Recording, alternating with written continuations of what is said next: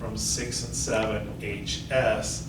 And now, that means I just did this stuff. I got this, and so now I'm gonna follow backwards. I'm gonna change this to an OR, so I get not D or G from 8 by implication. And now I'm gonna do De Morgan's backwards, pull out the negation, so I get not D or changes to and not G. And I'm done, okay?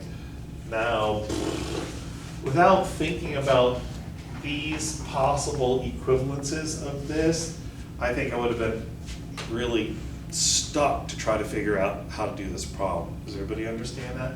And that's why I really encourage you to write out these equivalences in the margins, and then it might occur to you, oh, that one's gonna be helpful to me. Okay, so next up is 25.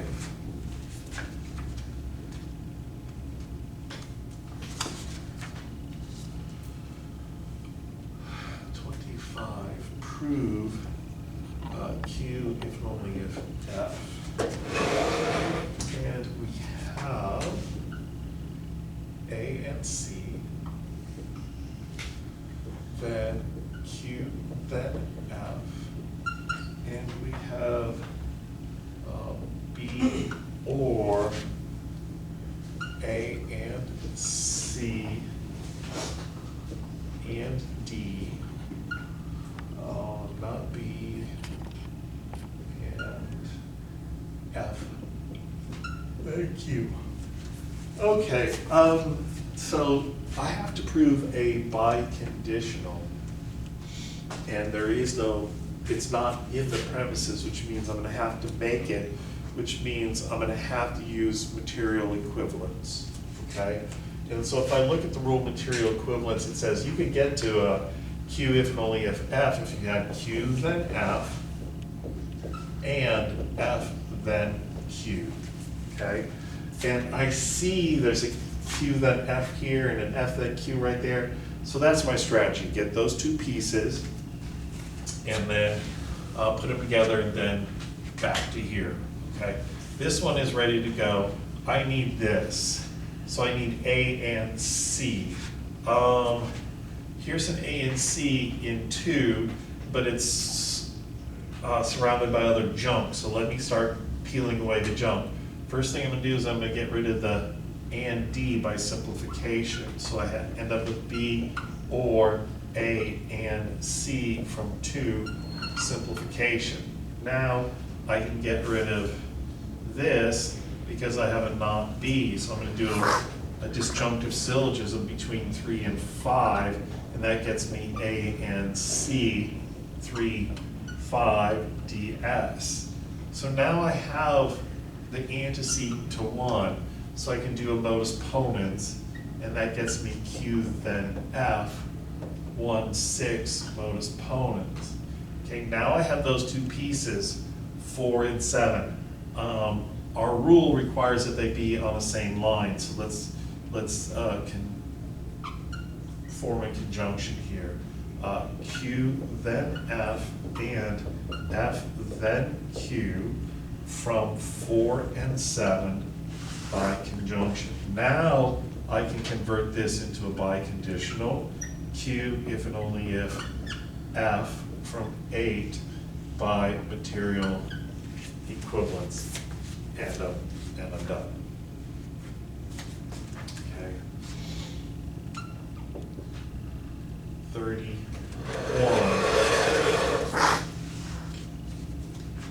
Oh wait, that was 20. Is that 27 or 29?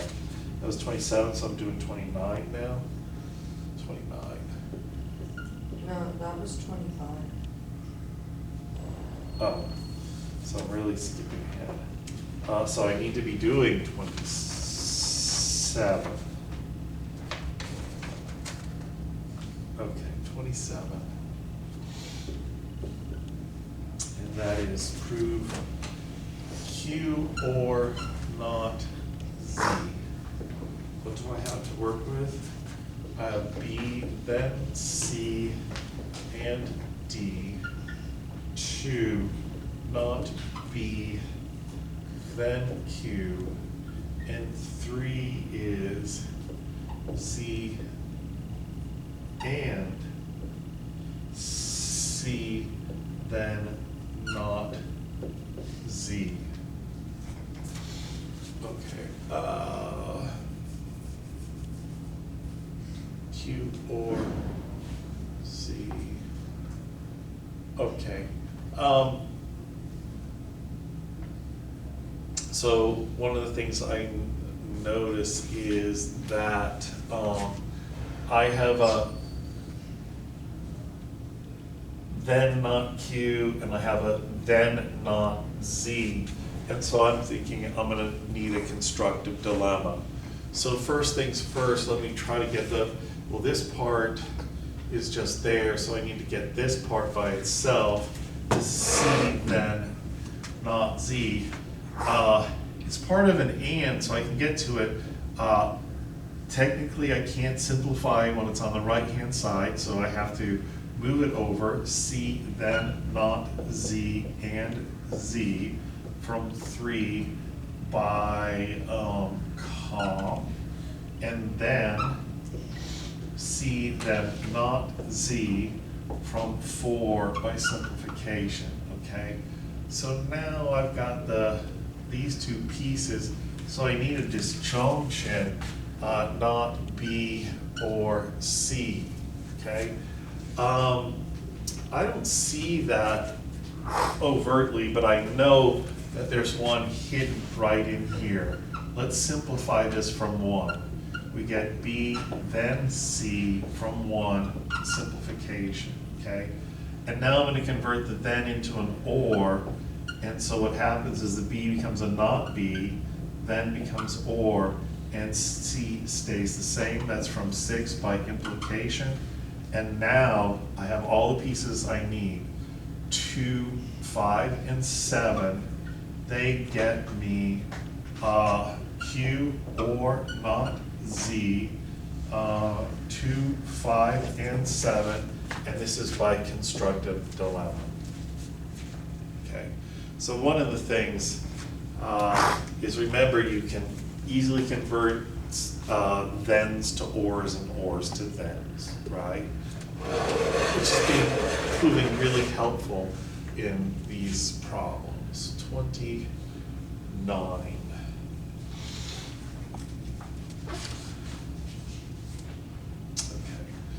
I have R and X or R and Y. I have A then X and C. 2, I have B then Y and J if you have K, and I have A or B and not J, and I have R. Okay. Okay.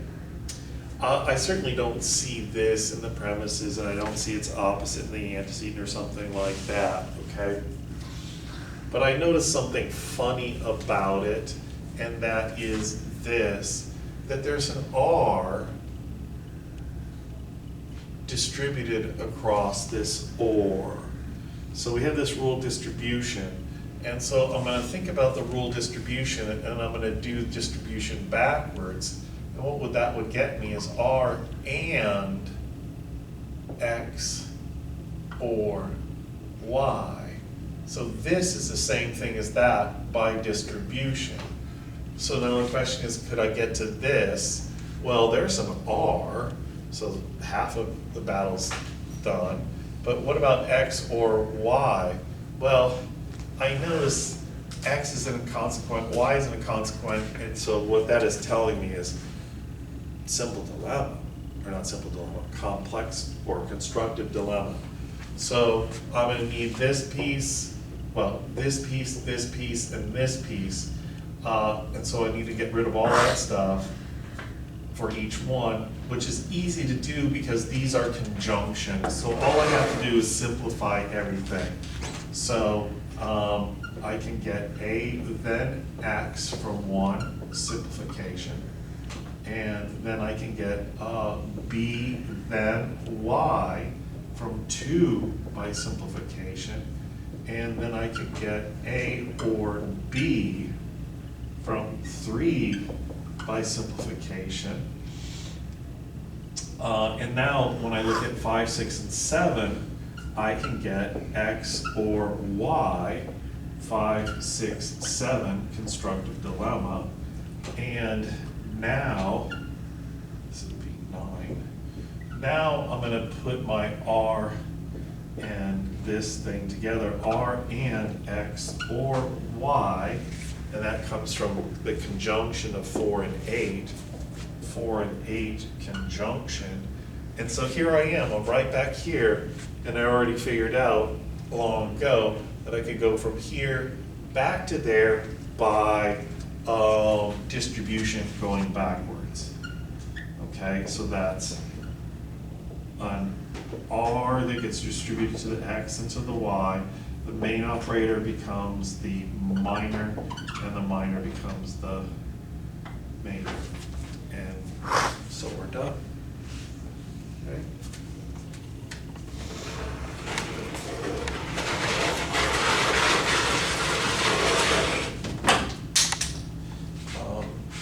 What number was that one? That was 29. 29. So that takes me to 31.